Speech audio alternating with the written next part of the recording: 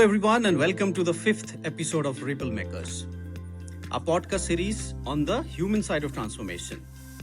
Once again, I am Ranan Bhattacharya, the practice head for change and transformation consulting at Marg. Most of you who have listened before already know why we do this. Just to reiterate, that stubborn 70% number, 70% of the large transformation programs, as per research, still miss their stated goals. And unfortunately, that has not improved in the last 2 decades. So each episode, we take one slice of that problem and learn from a leader who has been deep inside it. Today's slice is one, to be honest, I've been particularly looking forward to. I know Sandeep for quite some time. I had the privilege to work with him, one of the leaders who can add a lot of insights and values for all of us. So today, let me welcome Sandeep Agarwal, who is the founder and CEO of Sutra Ventures, a next generation startup ecosystem built around a single audacious goal: 100 entrepreneurs, 10,000 jobs, and $1 billion in joint revenues, all created through a model of co-creation, co-innovation, and shared growth. Before Sutranova, Sandeep was global CTO driving digital strategy and open innovation for Fortune 2000 clients. Earlier, he held very senior IoT and automation leadership positions in Happiest Minds Technologies and Mindtree. Very happy to also share with all of you is that he is the author of Pride, a Thai Global Charter member, a Marquis Who's Who honoree, and a recipient of the Board of India Achievers Awards. Sandeep, a very warm welcome to RippleMakers. Genuinely glad to have you. Thanks a lot, Ranan. It's my pleasure to be on this particular forum. And definitely in the next 15 minutes or so, I'm really looking for a very open, honest conversations from you, because I think, as I stated in the beginning also, that the kind of the depth and the width of the experience what you have, you can give a lot of us a lot of insights which will be really handy in our journey.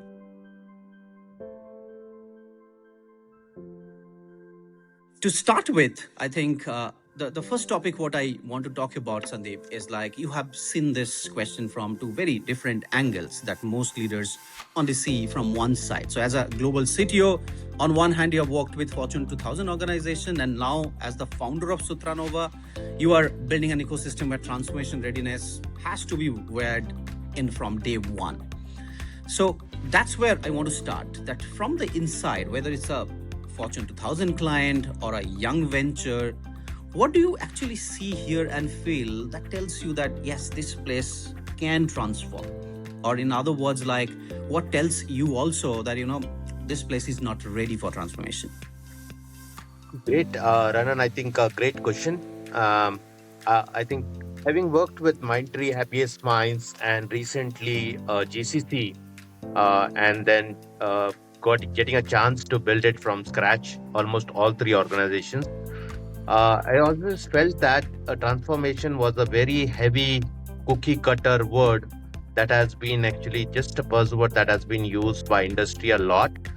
And the real transformation is not a one-time solution, right? People believe that transformation, you do it one time and you have set the businesses right, and then you are just on your move and things like that, right? It's the internal base of that organization that really matters. And it has the 5 major pillars in which this particular transformation from an inside, where I feel confident that a transformation, the industry can go through that particular transformation. I think it's first and foremost is the culture and mindset. The pillar of culture and mindset, how that particular culture they are building it. Is it a culture of a fixed mindset or a team mindset? Because both has a very, very distinct understanding of what you are trying to build it as a culture for the organization. So for me, the foremost that comes even before your strategy and everything is your culture and the mindset that you're trying to build it with the people and the customers around you. The second is how the structure of the organization is kind of placed. Is that structure a flattened hierarchy with a lot of authoritative decision-making power at all the sub-levels, or it is basically restricted at a central leadership where things just move from top-down leadership, right? So that's another way that you can look at it from how the structure is organized. Third important is how the leadership themselves, do they do walk the talk?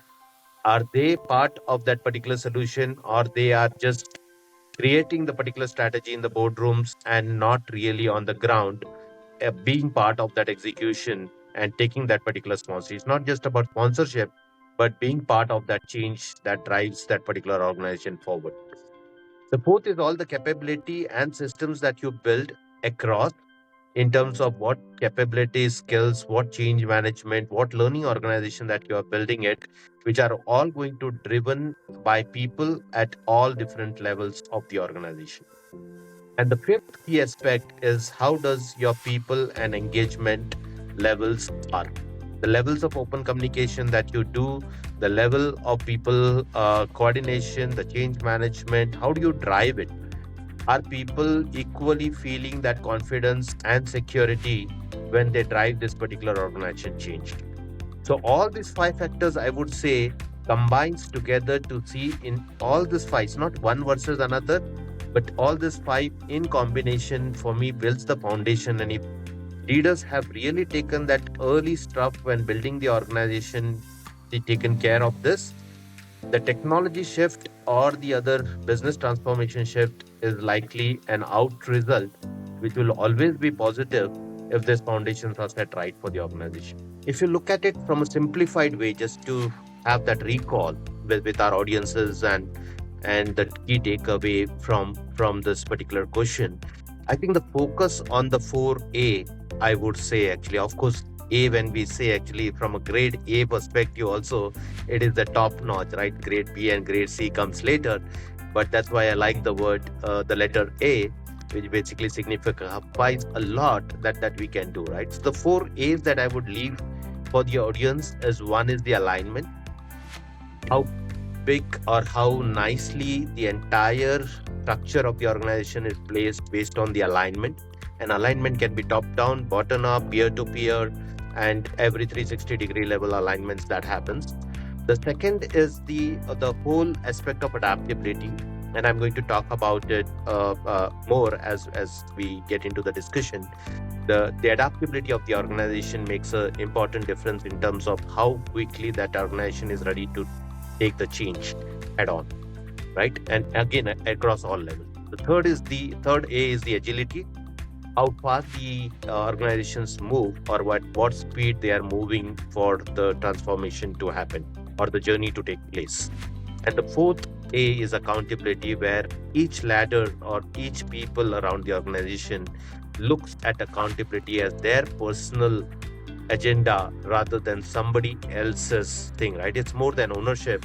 For me, accountability is more than ownership, and that drives the factor of you don't have to have too many governance and systems to basically monitor that organization, and that becomes inside out first organization if you have that 4 A's aligned well with the organization.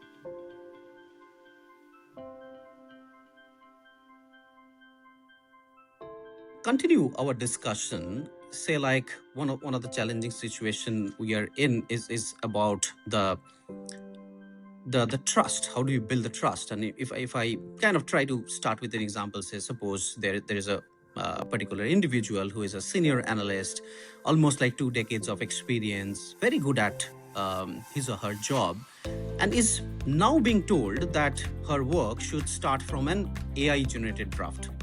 The system gives her an output and she's expected to accept it and then refine it or override it. But here's the thing, she has spent 2 decades building her own expertise, judgment, and now she's being asked to trust an output she can't fully see the reasoning behind. So as a leader, how do you suggest that we build that trust? And that trust is the real foundation, right? So that's the ground floor of an AI-led organization. What Yep. will be your suggestion?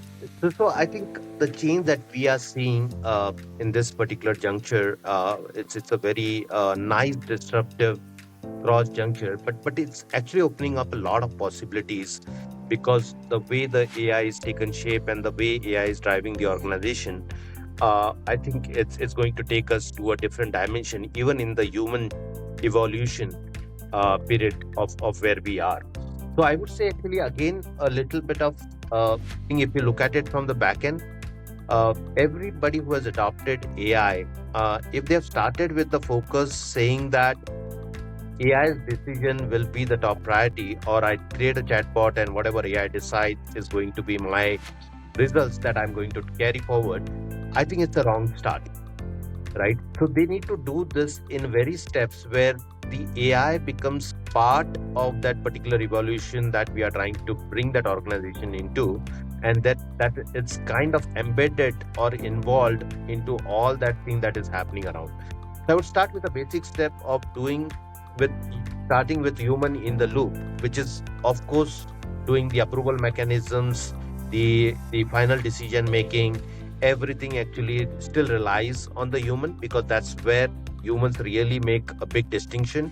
They don't only look at the data, but the entire context of how things could move from an evaluation or a business point of view will have a different thought, right? Data is just one element that gets fed in into that on which the AI is based.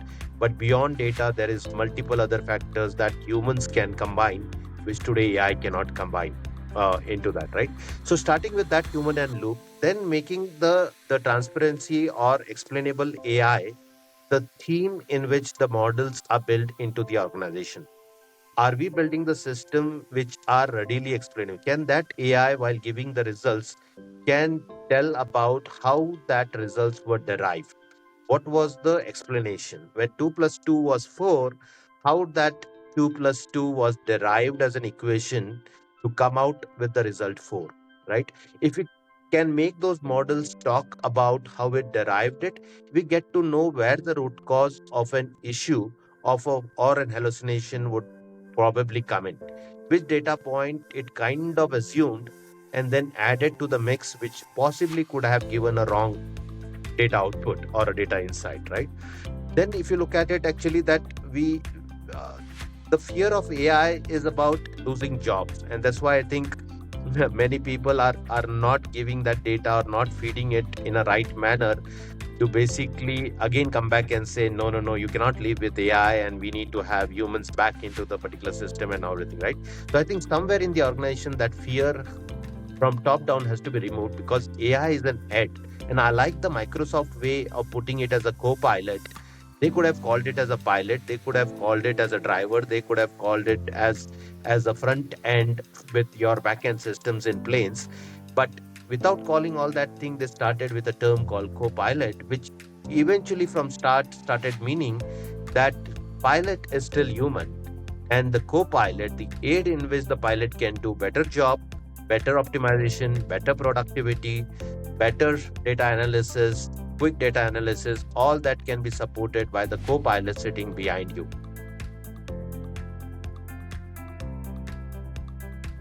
I want to move to the third topic, which is also very, very relevant and where I see a huge struggle for most of the leaders. Say, every leader who has been kind of given a task of doing a change, doing a transformation, doing an AI implementation, they are using dashboards which are full of activity metrics. So, number of use cases, number of trained employees, number of licenses utilized, if the project milestone is hit or not, what is the percentage of the budget spent. But all these are necessary, but none of which actually tells you whether the transformation is giving the benefits, right? So Agree. since you have sat on both the sides of this, so what's your suggestion? What are the metrics the leaders should be focusing on? So I think different aspects to the metrics. Of course, the foremost in the upfront, because any business that is running it's running because it needs to be a profitable business. At the end of it, that's what people look for, and that's why they are doing the business, and the business is surviving with the So true. customer and the profitability it carries. So having said that, I think the first and foremost metrics would be the business metrics, right? Are we able to look at that business metrics or the lagging indicators in terms of really valuing where the business has made a change with respect to the change management or transformation that you are driving within the organization? So the ROI calculator initially comes handy because it just gives the value for the transformation that you are trying to do. It's a very quick way to look at it, that you have put so much cost and this is the return of that particular stuff. So it's a good way of looking at it. That particular action or intention or the activity that you have done has resulted in some of the ROI for the business.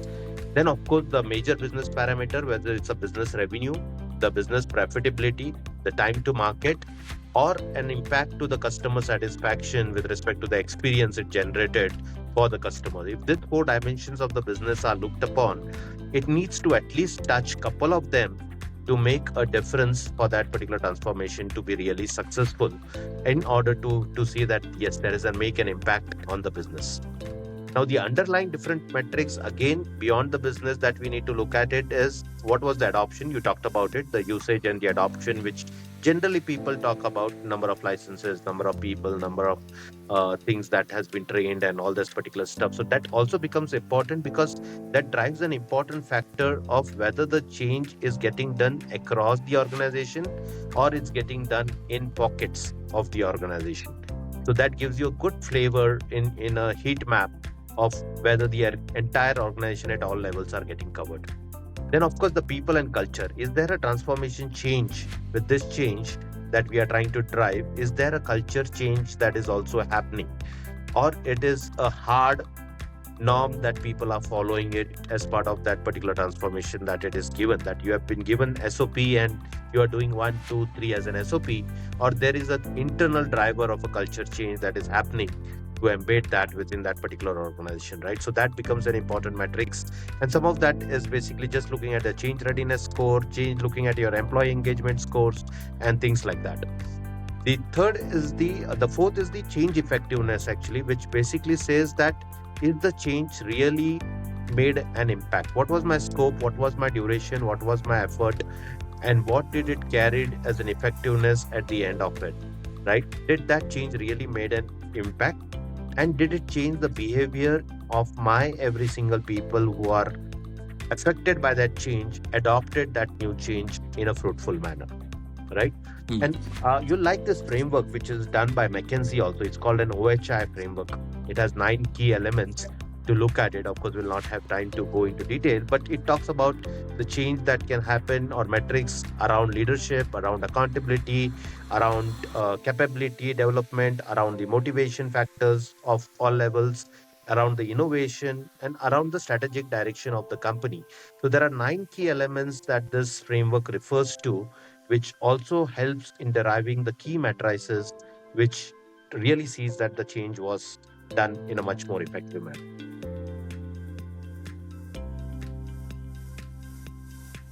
Thanks a lot for your insights, Sandeep. And we have a ritual before we let go our leaders, that we put you in a rapid fire round. So which is where, like, you don't need to think so much. Whatever comes into your mind, use your instinct and try to answer those. So these are like very short questions. So to start with, one must-have skill for leaders today. I would say strategic thinking. One skill you are betting on for your org, or you suggest to any org. I would say adaptability. The toughest belief to unlearn for most of the leaders. I already talked about this in my initial talk. I think it's the fixed mindset. Next one, I think maybe one of the best practice you think will become obsolete soon. I was hoping that that practice would have been obsolete 5 years back, but it's not yet. The one practice is the annual performance reviews. So, Bang on. So I definitely want to see annual performance reviews going out of this all out. 100% with you. And one overrated trend in today's world. Yes, third time I'll talk in this particular call, because I firmly believe digital transformation, digital transformation, digital transformation. Because it just doesn't solve anybody's problem. Yes, IT services company in India has made a huge bunk of money with that particular word being there world across, but that is not the story in which organization should rely.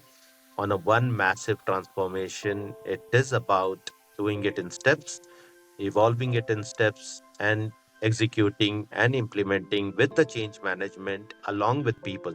The other major factor with digital transformation is technology first. And when it's any transformation that is done with the technology first in mind, that transformation does not last long within that organization. So it's always the people, the culture, the entire ecosystem that needs to be transformed, not just a digital transformation.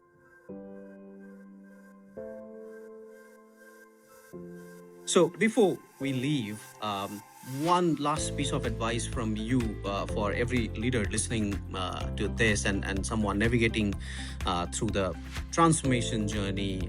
Mostly everything is linked to AI transformation these days, and which is not going to end in the next 6 months or so, which will definitely continue longer than that. So what's your final piece of advice to everyone?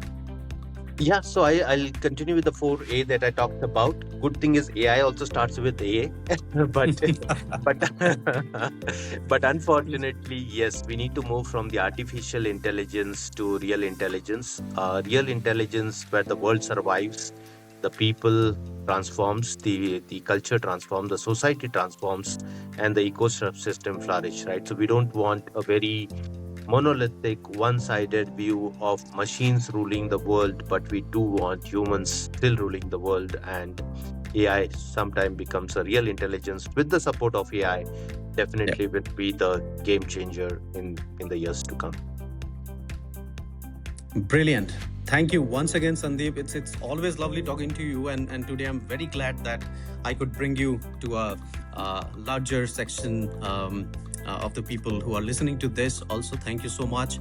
And for everyone who's listening to this, if you think that whatever Sandeep said so far made you pause and think, please share this episode with one person from your team, from your family, from your friends, whom you believe that will also make sense.